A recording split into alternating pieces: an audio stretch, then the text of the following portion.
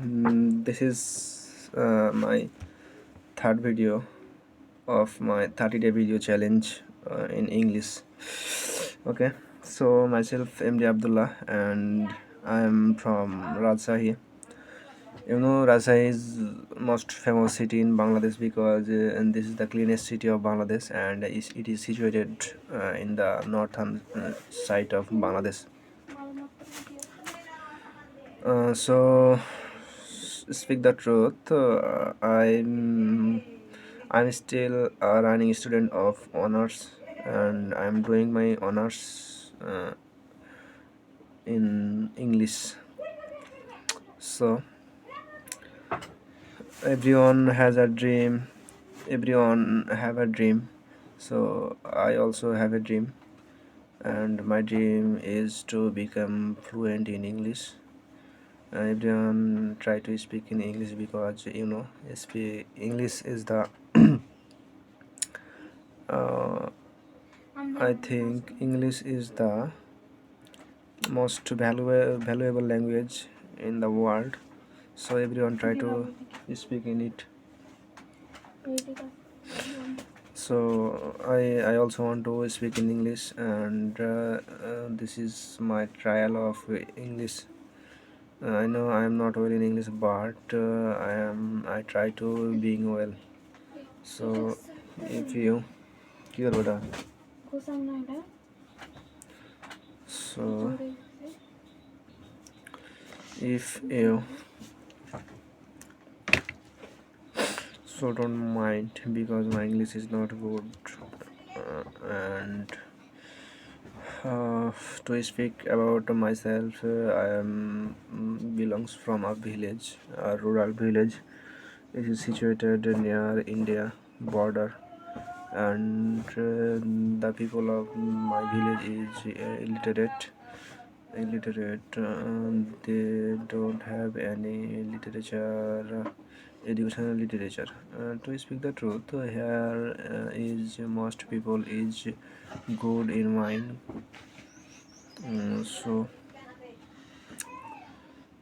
okay, so I have to record 10 minutes of a video, and here is 2 minutes. So I don't know what should I tell about, but I only know that something have to tell in English in this video.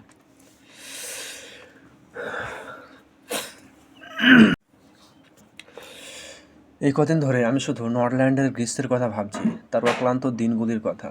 এইখানে বসে বসে ভাবি আমার সেই কুটির আর তার পিছনে সেই বনবিথি। আর সময় কাটাবার জন্য আবল তাবল লিখছি, নিজেকে খুশি রাখবার জন্যে, আর কিছু নয়। সময় ভোর আসতে যাচ্ছে, যেমনটি চাই তেমনই তাড়াতাড়ি কাটছে না। যদিও দুঃখ করবার আমার কিছুই নেই, এতে আমি বেশ ভালোই তো আছি। সব কিছুতেই আমি খুশি, আর আমার 30 বছর বয়স তো কিছুই নয়। কদিন আগে কে আমাকে 2টি পালক পাঠিয়েছিল, একটি চিঠির কাগজে সিলমোহর করা, একটি ধুকধুকির সঙ্গে 2টি পাখির পালক। অনেক দূর থেকে পাঠিয়েছে, এগুলোকে ফিরিয়ে দেবার কোনো দরকার ছিল না। এও আমাকে বেশ আনন্দ দিয়েছিল, ওই 2টি ছোট্ট সবুজ পালকগুছি। তাছাড়া আমার কোনোই কষ্ট নেই, শুধু অনেক দিন আগের একটা গুলির ঘায়ের দরুন বাঁ পায়ে মাঝে মাঝে বাতের ব্যথা টের পাই একটু, এই যা। 2 বছর আগে আমার বেশ মনে আছে, সময় বেশ তাড়াতাড়ি কেটেছিল, অন্তত এই দিনগুলির তুলনায়। আমাকে না জানিয়েই গ্রীষ্ম বিদায় নিয়েছিল।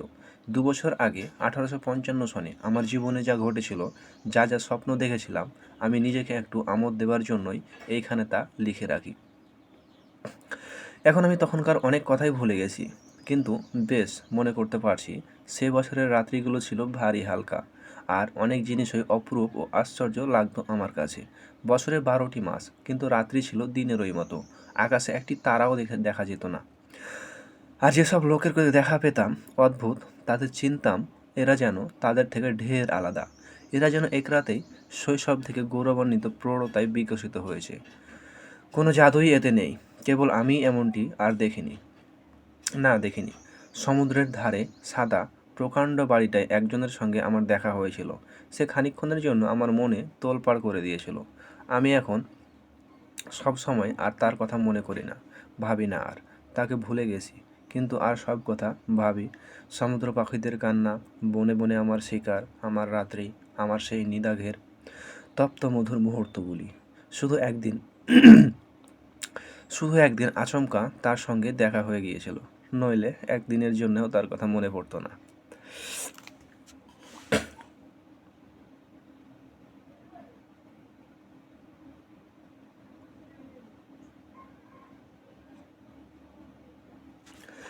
যে কুটিরে থাকতাম তার থেকে এলোমেলো দেখা যেত পাহাড়, জাহাজের পাল, দ্বীপের টুকরোগুলি, সাগরের খানিকটা জল আর নীলাভ পাহাড়ের চূড়ান্ত একটুখানি।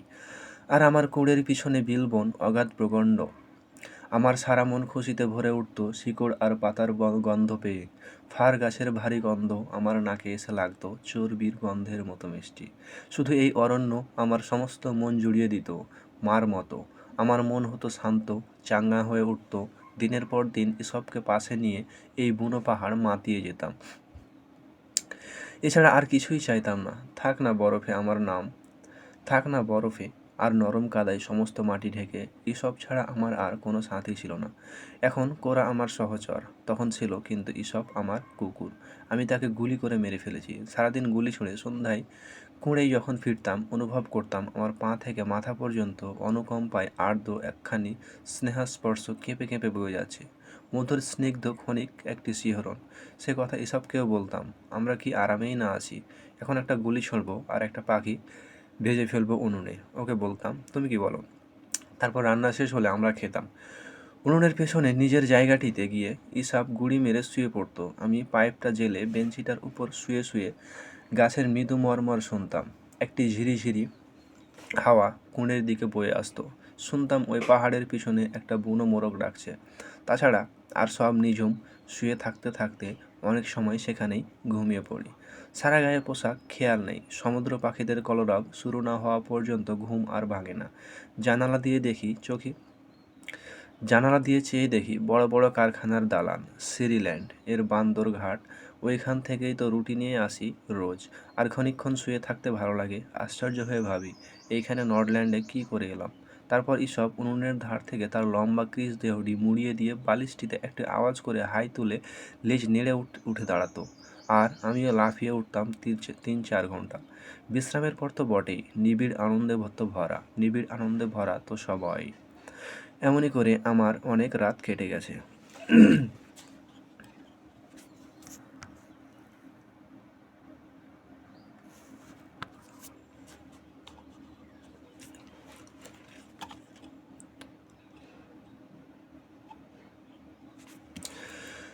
ঝড় আর বৃষ্টি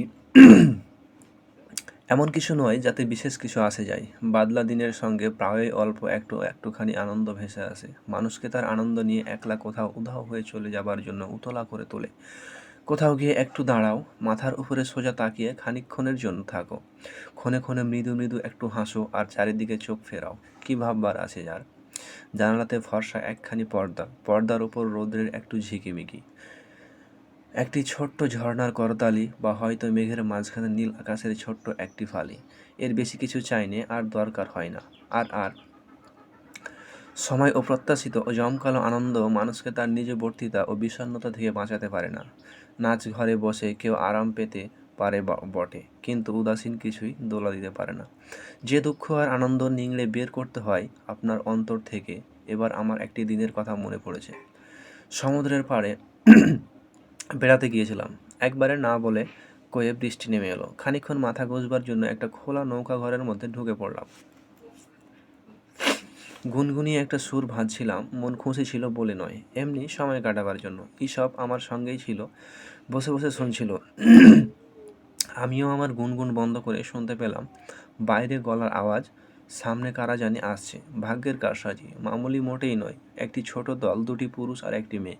যেখানে বসেছিলাম হামাগুড়ি হুড়মুড়িয়ে সেখানে ঢুকে পড়ল। পরস্পরকে ডাকাডাকি করছে আর হাসছে। শিগগির, যতক্ষণ না ধরে এখানেই বসে পড়ো।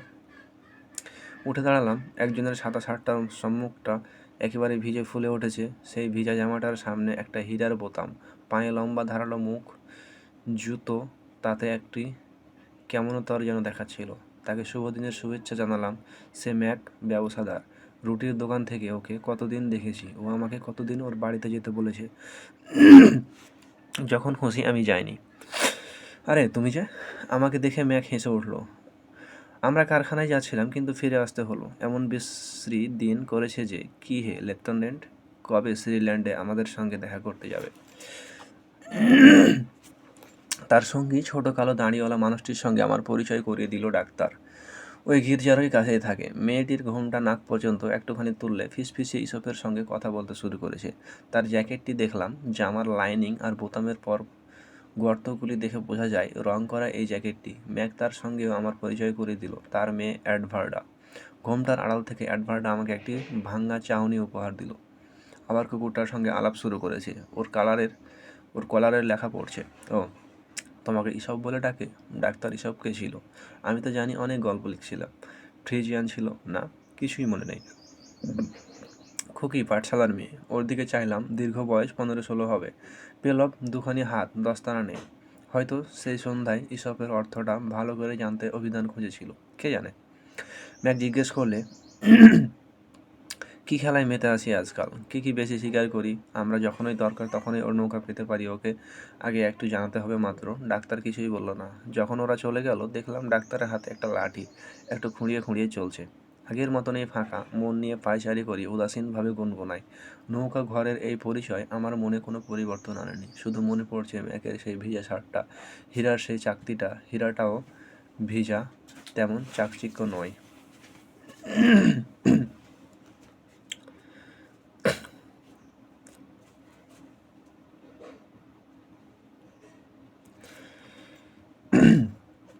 আমার কোণের পেছনে একখানি পাথর আছে, একটি ধূসর পাথর।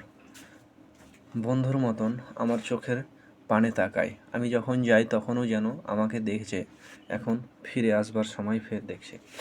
ভোরবেলা বেরোবার সময় এই পাথরের পাশ দিয়ে হেঁটে গেছি। একটু বন্ধু যেমন পেছন ফেলে আমলাম, জানি আবার যখন ফিরে যাব আমার সেই বন্ধুটি তেমনই সেখানে প্রতীক্ষা করে বসে থাকবে। তারপর বনে বনে মৃগায় মাতোয়ারা হয়তো শিকার মিলল, হয়তো বা কিছুই না। ওই দ্বীপগুলির পিছনে সমুদ্র গভীর শান্তিতে সুচ্ছিত হয়ে পড়ে আছে। কতবার পাহাড়ের উপর দাঁড়িয়ে উঁচু থেকে ওই সমুদ্রকে আমি দেখেছি। শান্ত নিশুতির দিনে জাহাজগুলি যে চলে মনে হয় না। 3 দিন ধরে বকের পালকের মতো সাদা একই পাল যেন আমি দেখতে পাই। তারপর হয়তো যদি বা বাতাস একবার মেতে ওঠে, দূরের পাহাড়ের চূড়াগুলি মেঘে মেঘে কালো হয়ে অদৃশ্য হয়ে যায়। ঈশান কোণ থেকে ঝড় খেপলে আমি দাঁড়িয়ে থাকি আর দেখি আমার এই চমৎকার খেলা। সমস্ত কিছুই একটি বিস্তীর্ণ কুয়াশায় গা ঢেকেছে। মাটি আর আকাশের মিলন। রূপকথার রাজপুত্র আর পক্ষীরাজ ঘোড়ার চেহারা নিয়ে সাগরের ঢেউ লাফালাফি শুরু করে। বাতাসে সর্বনাশের নিশান ওড়ায়। ঝুলে পড়া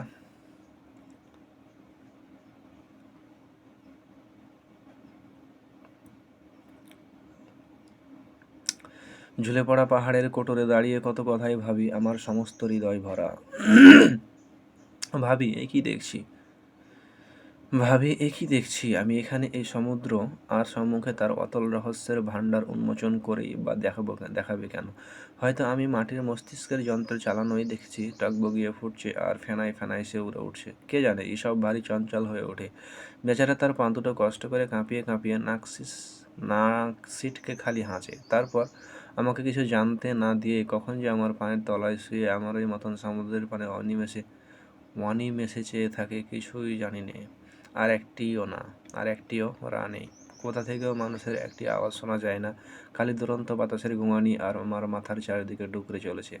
দূরে বিচ্ছিন্ন পাহাড়ের শ্রেণী দেখা যায়। সমুদ্রের আগে যখন ওদের গায়ে ঝাঁপিয়ে পড়ে, তখন মনে হয় জলের দানব ভিজা বাতাসে উঠে এসে গর্জন করছে।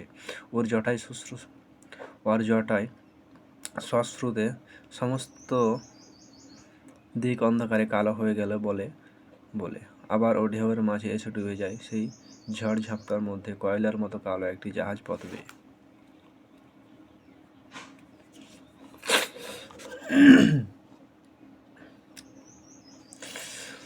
বিকেলবেলা জাহাজ ঘাটে যখন পৌঁছালাম, কয়লা কালো জাহাজটা এসে পাড়ে ভিড়েছে। চিঠির জাহাজ। এই দুষ্প্রাপ্য অতিথিটাকে সম্বর্ধনা করার জন্য ঘাটে লোক জমেছে বিস্তর। লক্ষ্য করলাম সবারই চোখ নীল থাকে, অন্য সব পার্থক্য নীল তাদের চোখ। একটি মেয়ের মাথায় সাদা পশমের রুমাল বেঁধে একটু দূরে দাঁড়িয়েছিল, কালো নিবিড় চুলের গুচ্ছ।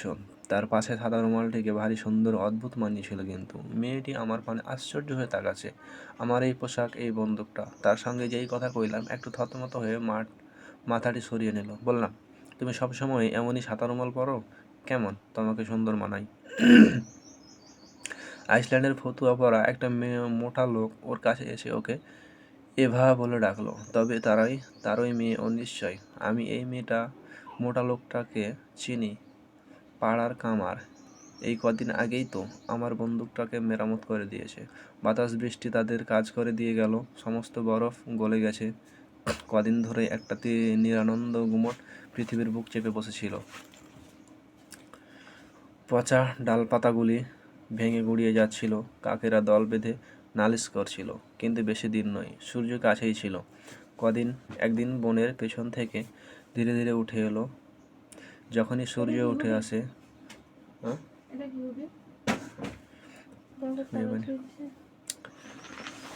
সূর্যের কাছেই ছিল। একদিন যখনই সূর্য উঠে আসে আমি পা থেকে মাথা পর্যন্ত একটি মধুর আনন্দের শিহরণ অনুভব করি। নিশ্চিত প্রসন্নতায় কাঁধের উপর বন্দুকটা তুলে নেই। আমার বন্দুক।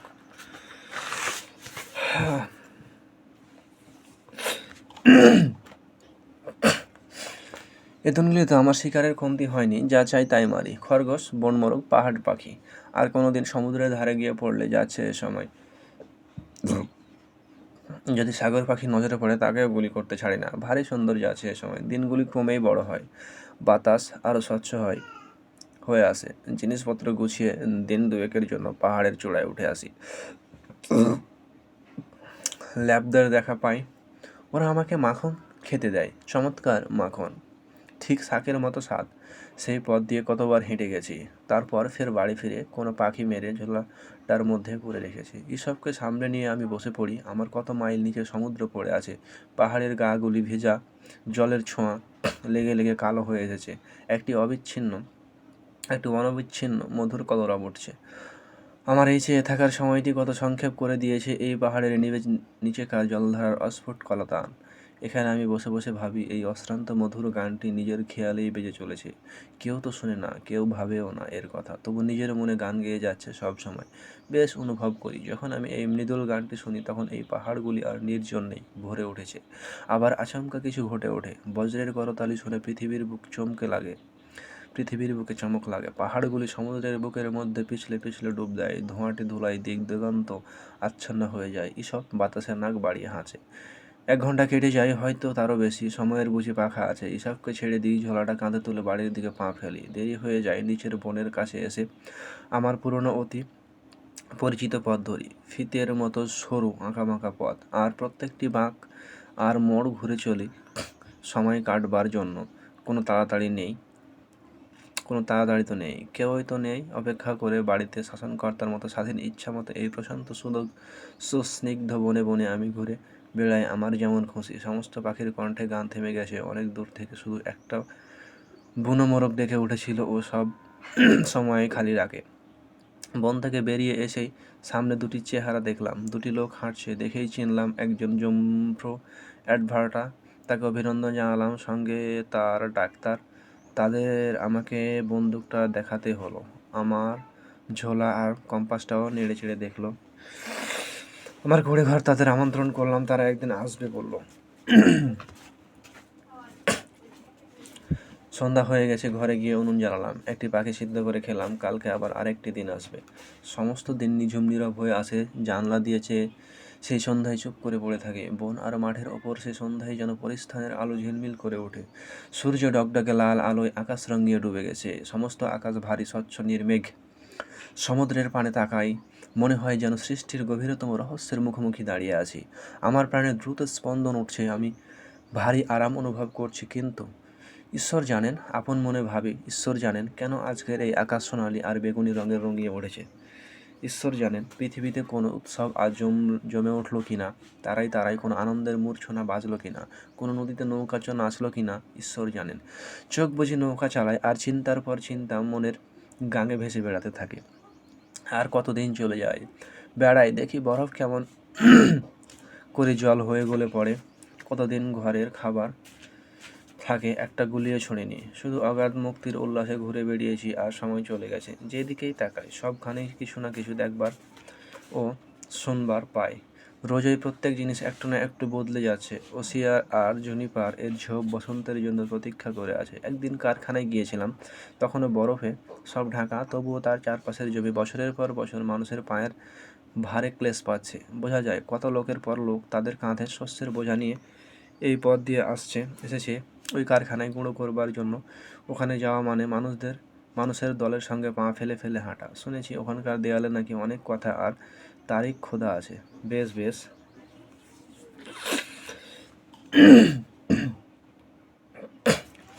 আরও লিখবো? না না, শুধু নিজেকে একটুখানি আনন্দ দিতে। আর 2 বছর আগে আমার বসন্ত কী রূপ নিয়ে এসেছিল, কী রকম দেখিয়েছিল সমস্ত সৃষ্টির চাউনি, তা লিখতে লিখতে আমার সময় বেশ সুখেই কেটে যায়।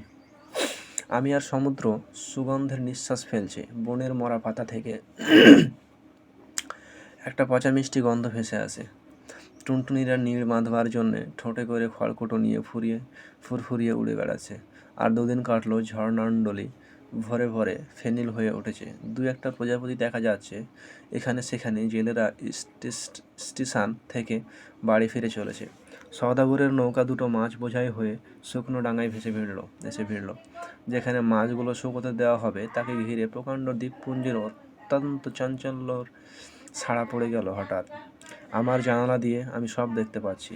কোনো কোলাহলই এই কুঁড়ের কাছে এসে পৌঁছচ্ছে না, কিন্তু আমি একলাই আমাকে থাকতে হলো। মাঝে মাঝে কেউ সম্মুখ দিয়ে চলে যায় এভাবে। দেখলাম সেই কামারের মেয়ে, দেখলাম তার নাকে 2টি ব্রণ উঠেছে। জিজ্ঞেস করলাম, কোথায় যাচ্ছ? জ্বালানি কাঠের খোঁজে। ও মৃদুস্বরে বললে, কাঠ বেঁধে নেবার জন্যে। হাতে ওর একটা দাড়ি, মাথায় সাদা একটি রুমাল। আমি দাঁড়িয়ে দাঁড়িয়ে ওকে দেখতে লাগলাম, কিন্তু ও ফিরে চাইল না। তারপর অনেক দিন আর কাউকে আমি দেখিনি। বসন্ত ডাকছে, সমস্ত বন কান পেতে সেই ডাক শুনছে। ভারী সুখ হয় যখন দেখি পাখিরা গাছের ডালে বসে রৌদ্রের দিকে চেয়ে গান করছে। কোনো দিন আমি রাত 2টোতেই জেগে উঠি। ভোরবেলা পশু পাখিরা যে নির্মল আনন্দটি অনুভব করে তারই স্বাদ পাবার জন্যে। বসন্ত হয়তো আমারও মনের দুয়ারে এসেছে। বারে বারে আমার রক্ত কার 2টি পা ফেলার তালের মতো দুলে দুলে উঠছে। আমি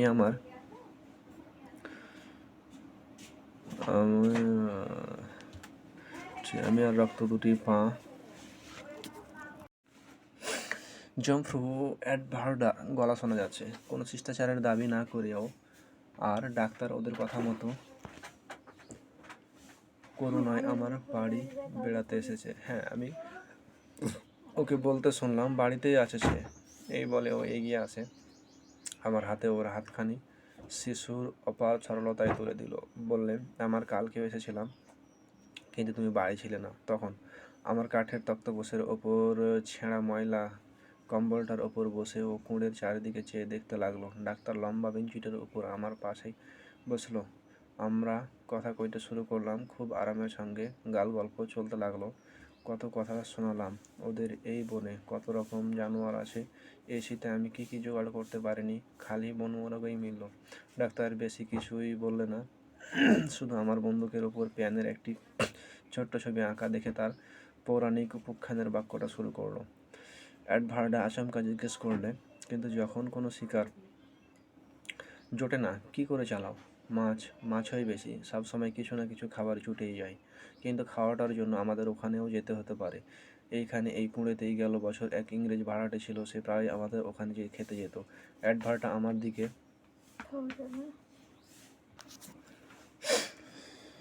মাছে বেশি চলে, সবসময় কিছু না কিছু খেতেই হয়। আমি তাকালাম ওর দিকে, মনে হলো একটি মধুর অভিনন্দের সে প্রায় আমাদের ওখানে যেত। অ্যাডভার্ট আমার দিকে তাকালো, আমি তাকালাম ওর দিকে। মনে হলো একটি মধুর অভিনন্দের ইঙ্গিত যেন আমার হৃদয় স্পর্শ করেছে। এই যেন বসন্তের নির্মল উজ্জ্বল প্রভাত। কি সুন্দর ওর ভুরু দুটির ভঙ্গিমা! আমার এই ঘর সাজানো সম্বন্ধে কিছু বললেও দেখালে পাখির ডানা আর নানান রকম চামড়া টাঙিয়েছে। ভেতর থেকে এই ঘরটাকে একটা নোংরা গুহার মতোই দেখায়। ওর কিন্তু ভারী পছন্দ হয়েছে। বললে, হ্যাঁ, গুহাই বটে। এই অবাক অভ্যাগতদের দেবার মতো আমার কিছুই তো নেই। ভাবলাম আমোদ করে কি একটা পাখি ওদের সিদ্ধ করে দেই, আঙুল দিয়ে শিকারীদের মতো ওরা খাক, আমোদ পাবে। পাখি একটা রাঁধলাম। অ্যাডভার্টা সে ইংরেজদের কথা বলতে লাগলো, বুড়ো সংকীর্ণ চিত্ত আপন মনে বিড়বিড় করে পাখি বকে। সে ছিল রোমান ক্যাথলিক। যখন যেখানে যেত লাল কালো বিড়বিড় আখর আখর ভরা একটা শোলাকের পুঁতি পকেটে নিয়ে। ডাক্তার বললে, সে তাহলে আইরিশ ছিল বল? আইরিশ?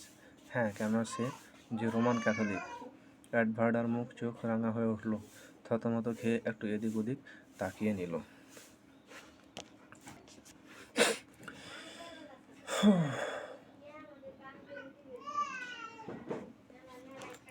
হয়তো আইরিশই হবে। তারপরে কিন্তু ওর প্রতি প্রফুল্লতাটি হারিয়ে ফেললে। ওর জন্য আমার বড় দুঃখ হলো। ব্যাপারটাকে সোজা করে দেওয়ার জন্য বললাম, না, তুমিই ঠিক বলেছ, ইংরেজি ছিল সে। আইরিশরা নরওয়েতে বেড়াতে আসে না। একদিন নৌকায় করে মাছ শুকোবার ক্ষেতগুলি সবাই দেখে আসবে ঠিক হলো। যাওয়ার পথে ওদের খানিকটা এগিয়ে নিয়ে বাড়ি ফিরে এসে মাছ ধরার যন্ত্রগুলো নিয়ে বসলাম। দরজার ধরে পেরেক আমার ফাঁকি জালটা ঝুলছে। মরচেতে অনেক জায়গা গেরোগুলি ছিঁড়ে গেছে। সুচ বার করে মেরামত করতে বসলাম। অন্য জালগুলির পানে তাকাতে লাগলাম। আজকে কাজ করা কি ভয়ঙ্কর বিশ্রী শক্ত লাগছে।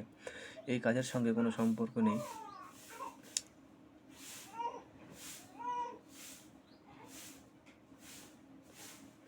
এমনি নানান আজগুবি চিন্তা মনে খালি ভিড় করে আসছে যাচ্ছে। মনে হচ্ছে জম্ফ্রু অ্যাডভার্ডাকে বঞ্চিত জায়গা না দিয়ে সমস্তক্ষণ বিছানায় বসিয়ে রেখে অন্যায় করেছি। ওকে হঠাৎ দেখে ফেললাম, সেই রক্তাভ মুখখানি, সেই গলা, কোমর সরু করবার জন্য ও ঘাগরাটি সামনের দিকে খানিকটা নিচু করে দিয়েছে। ওর বুড়ো আঙুলটিতে খোকের সারল্যের স্নিগ্ধতা যেন আমাকে বিহ্বল করে তুলেছে।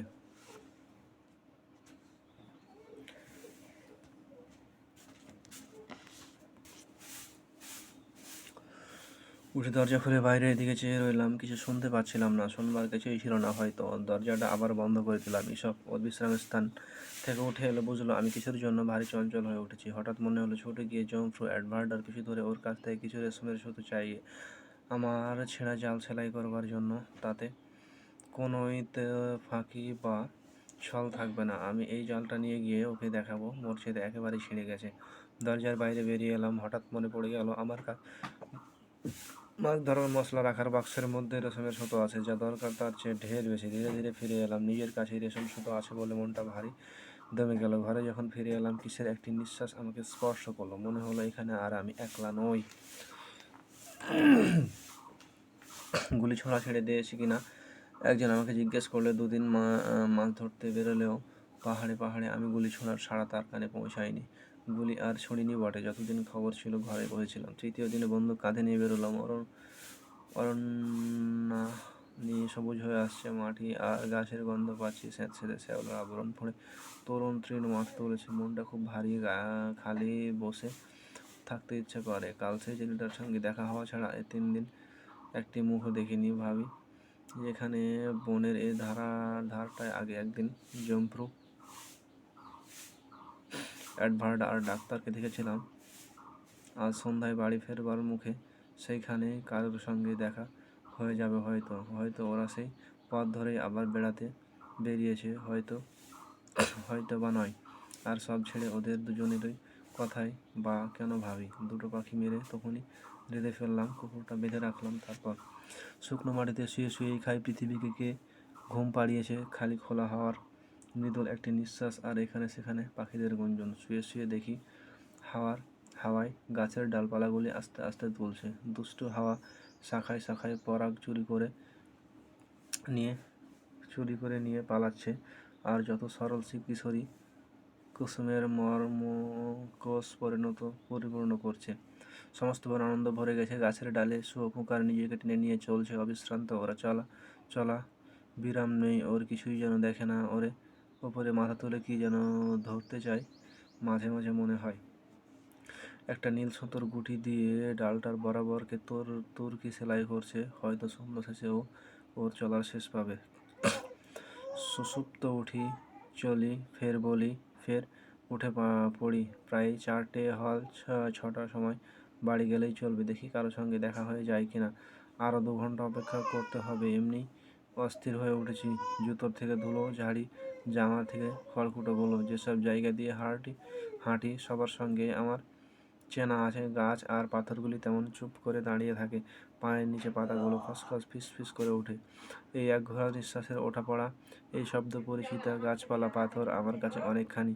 আমার সমস্ত অন্তরে অব্যক্ত ধন্যবাদ পুঞ্জিত হয়ে ওঠে। সবাই আমার প্রতি প্রসন্ন, সব যেন আমার সঙ্গে মিশে যাচ্ছে। সব কিছুকেই আমি ভালোবাসি।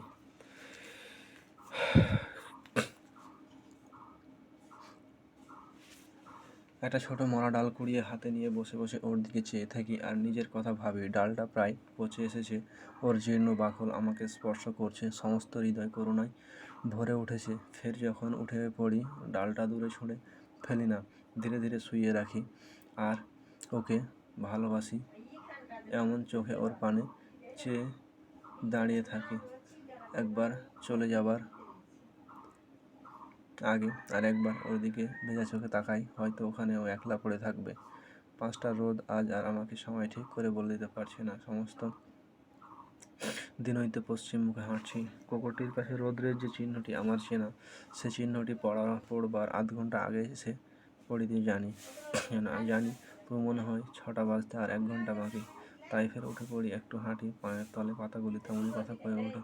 এমনি করে 1 ঘন্টা কাটে। ছোট ঝাড়ির পানে তাকাই আর সেই কারখানাটির দিকে। সারা শীত বরফেই ঢাকা ছিল ওটা। কারখানা চলছে, ওই গোলমাল আমাকে নাড়া দিল। তক্ষুনি থামলাম। অনেকক্ষণ বাইরে আছি, জোরে বলি। সমস্ত দেহের মধ্যে ব্যথার শিখা যেন ধেয়ে আসছে। তখনই ফিরি ঘর মুখো পাড়িতেই। অনেকক্ষণ বাইরে কাটালাম। এই কেবল মনের মধ্যে ঘুমড়ে ওঠে। জোরে চলি, তারপর দৌড়াই। কি যেন কি একটা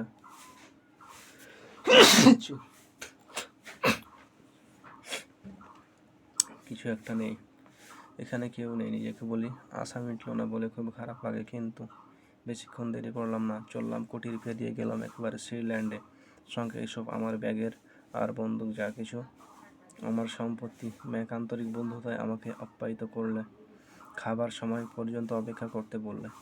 আমার চারপাশের লোকদের মন হয়তো পাঠ করতে পারি একটু একটু, এমনি মনে হয়, কিন্তু মোটেই হয়তো তা নয়। যখন আমার দিন ও মন ভালো থাকে, মনে হয় অনেক দূর পর্যন্ত যেন ওদের প্রাণের তল খুঁজে পাই।